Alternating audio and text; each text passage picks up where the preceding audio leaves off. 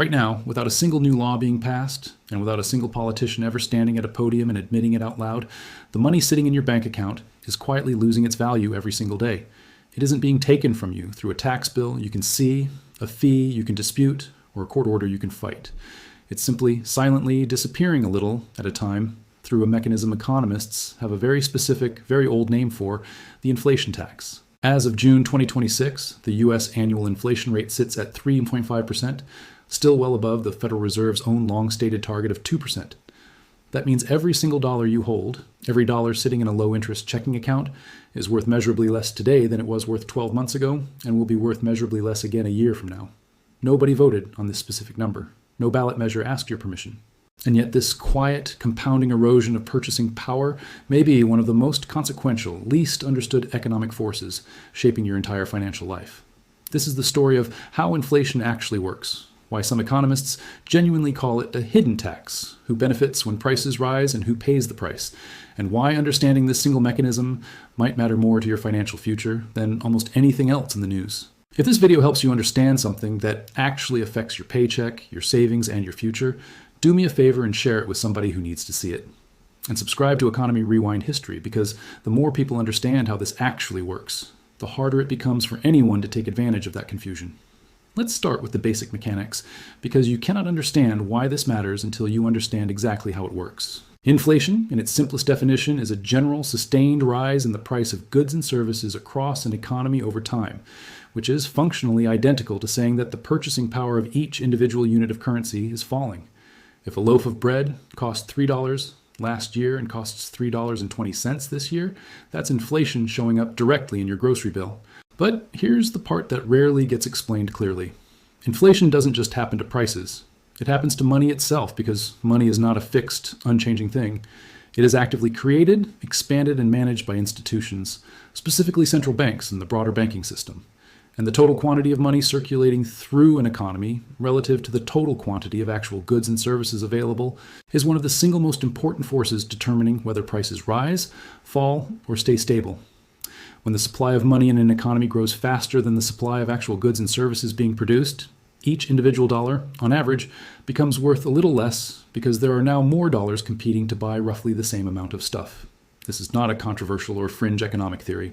It is one of the most well-established, widely taught principles in all of economics, going back centuries, to thinkers studying exactly this dynamic in the Roman Empire, in medieval Europe, and in every modern economy since. Now here is where the phrase hidden tax genuinely earns its name, and where this story moves from basic economics textbook material into something with real, direct consequences for who wins and who loses inside a modern economy. Governments, including the United States federal government, routinely spend more money than they collect in tax revenue, a gap called a budget deficit, and that gap has to be financed somehow. There are, broadly speaking, only three ways a government can cover a persistent deficit. It can raise taxes directly, an option that is politically difficult, deeply unpopular, and something elected officials in a democracy generally try hard to avoid, especially during an election cycle. It can borrow money by issuing government bonds, essentially promising to repay lenders with interest at a future date, which is the primary method the United States actually uses today. And this is the mechanism at the heart of this entire story. It can allow, encourage, or tolerate a monetary environment where the money supply expands faster than the real economy grows. That effectively reduces the real value of its own existing debt over time, because a dollar of debt owed today becomes easier to repay in the future, once that future dollar is worth less than it used to be. Economists have a formal non-conspiratorial name for a government profiting from the ability to create or influence the money supply, seigniorage, and there is a well-documented, mainstream economic argument, made openly by respected economists for generations, that sustained inflation functions as a de facto tax on anyone holding cash or fixed-rate debt. It quietly transfers real value away from savers and lenders and toward borrowers, including, very often, the government itself, which happens to be one of the largest borrowers in the entire economy. As of 2026, this dynamic carries enormous weight, because the Congressional Budget Office projects federal debt held by the public will rise from roughly 101% of GDP this year to 120% of GDP by 2036, with net interest payments on that debt more than doubling over the same period. That means the U.S. government has an enormous, measurable financial incentive for the real value of its outstanding debt to be gradually eroded by inflation over time, whether or not that erosion is ever explicitly, publicly acknowledged as a deliberate strategy. To understand how seriously and how consistently governments throughout history have relied on exactly this mechanism, even before anyone had formally named it seigniorage, look back nearly 2,000 years to ancient Rome. In the 1st century, the Roman denarius, the empire's primary silver coin, contained close to 95% pure silver. As the empire's military and administrative spending obligations grew faster than the flow of new conquered wealth could sustain, successive emperors made a quiet or repeated decision. Rather than raising taxes high enough to close the gap, or cutting spending, which risked triggering unrest among soldiers and citizens alike, they gradually reduced the actual silver content inside each coin while still declaring it worth the same face value as before. By the middle of the 3rd century, that same denarius contained less than 5% silver, essentially a worthless piece of base metal dressed up to look like the trusted currency Roman citizens had relied on for generations. Prices for ordinary goods rose dramatically as the real value of the currency collapsed, and the empire experienced one of the most severe currency collapses in recorded ancient history. This wasn't announced publicly as a tax increase. It was never voted on by any Roman citizen. It was executed quietly, coin by coin, mint by mint, and its costs were borne disproportionately by ordinary Romans holding currency and fixed wages, while the imperial government itself effectively financed its spending by debasing the very money its citizens depended on.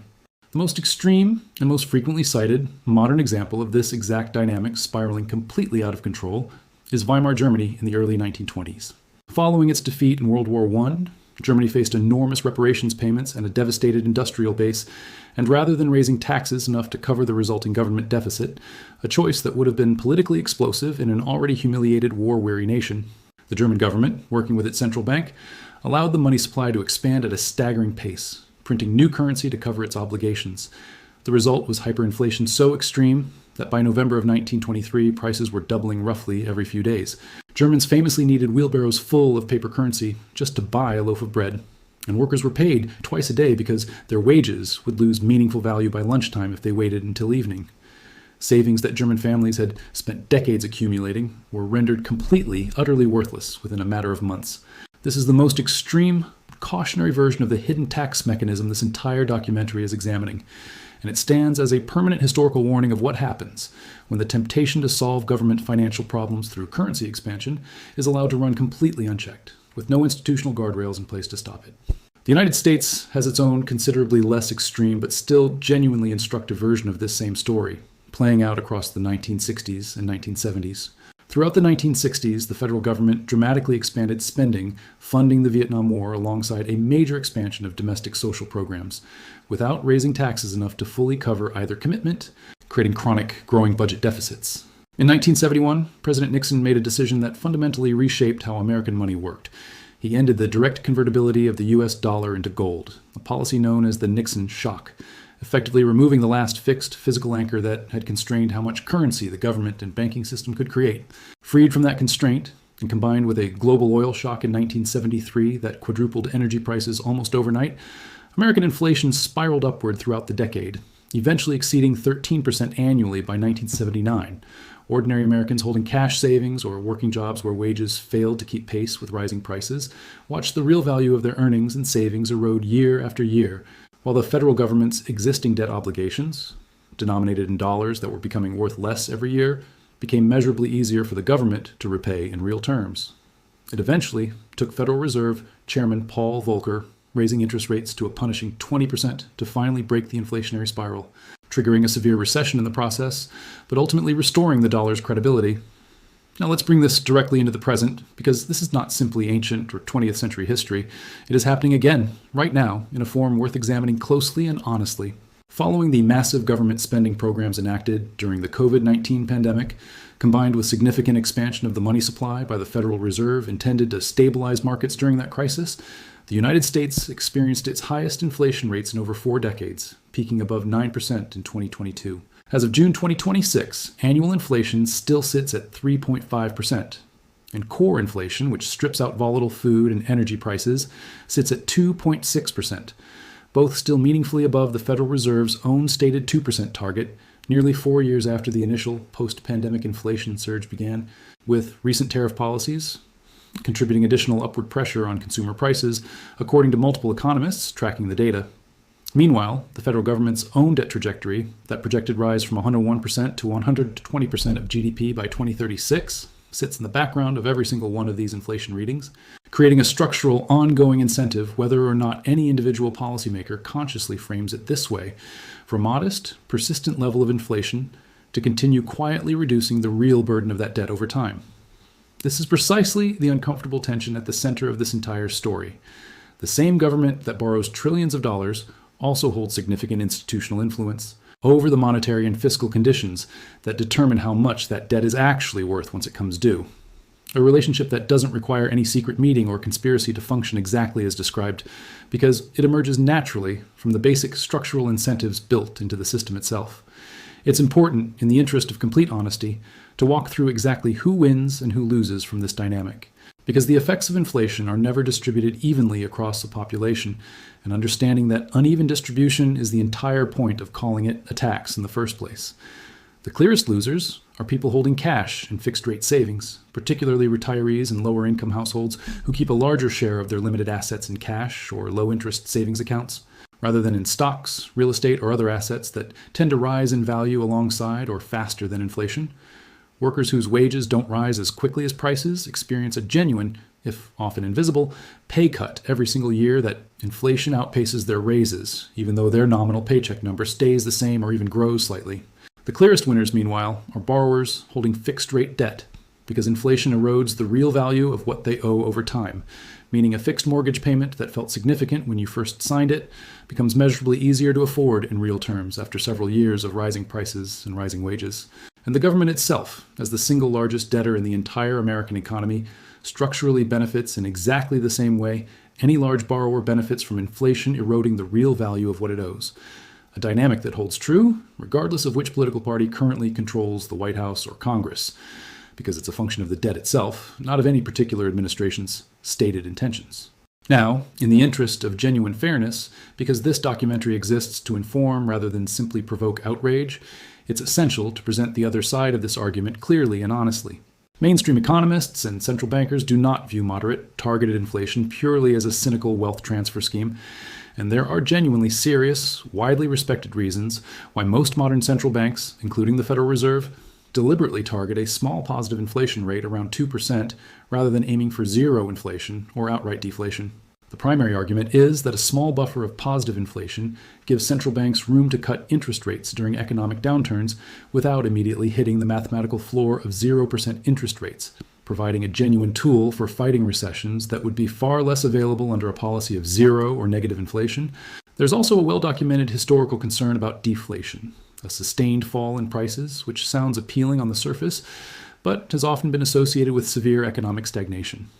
The clearest examples are the Great Depression and Japan's lost decades following its 1980s asset bubble, because consumers and businesses facing falling prices tend to delay spending and investment, expecting things to become even cheaper if they simply wait. That behavior can create a self-reinforcing economic slowdown that's genuinely difficult to escape. Mainstream economists also point out that the Federal Reserve operates with significant legal independence from the elected government specifically to reduce the risk of exactly the kind of politically motivated currency manipulation this documentary has described in ancient Rome and Weimar Germany. In that view, the institutional design of modern central banking, imperfect as it certainly is, represents a genuine and deliberate historical lesson learned from those earlier catastrophic episodes, not an indifferent continuation of them. This is a genuinely contested area of economics, and it's worth being direct about the nature of that disagreement.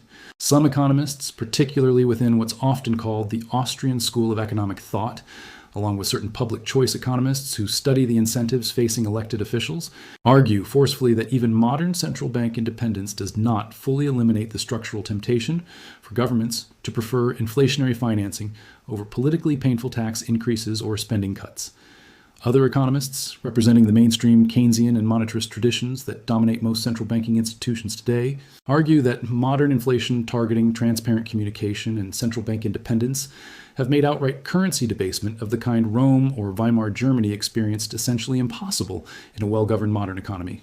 They also argue that today's moderate inflation levels reflect a mix of genuine supply and demand pressures, including recent tariff policy, rather than any deliberate strategy to quietly erode the real value of government debt. Both of these perspectives are held by serious, credentialed economists, and this documentary is not going to pretend that one side has been definitively and universally proven correct, because it hasn't. What can be said with genuine confidence, based on the historical record this entire documentary has walked through, is this. The specific mechanism by which persistent inflation transfers real wealth from cash holders and fixed income earners toward debtors, including heavily indebted governments, is not a fringe conspiracy theory. It is standard, mainstream economic analysis taught in university economics departments, discussed openly in Federal Reserve research papers, and documented across multiple civilizations spanning 2,000 years of recorded history, from Roman coin debasement to Weimar hyperinflation to the inflationary spiral of the 1970s. What remains genuinely and legitimately disputed is not whether this mechanism exists, but how deliberately, how consciously, and how centrally it factors into modern monetary and fiscal policy decisions, versus how much of today's inflation reflects other, more neutral economic forces like pandemic-era supply chain disruptions, energy price shocks, and tariff policy that have little or nothing to do with any government's debt burden specifically. So what does understanding all of this actually mean for you? Sitting here in 2026, watching your own bank account, your own paycheck, and your own retirement savings navigate an economy where annual inflation still sits meaningfully above the Federal Reserve's stated target? The first most practical lesson is that holding large amounts of cash for long periods carries a real quantifiable cost, even when it doesn't feel like it from one day to the next.